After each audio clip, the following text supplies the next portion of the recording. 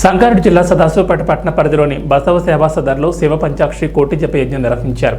సామూహిక హిస్టరీ గార్చన మహోత్సవం గత 7 రోజుల నుంచి అంగరంగ వైభవంగా కొనసాగుతోంది. శివ పంచాక్షరి మహామంత్ర కోటి జప యజ్ఞాన్ని కాశీపీఠాధిపతి జగద్గురు స్వామి నిర్వహించారు.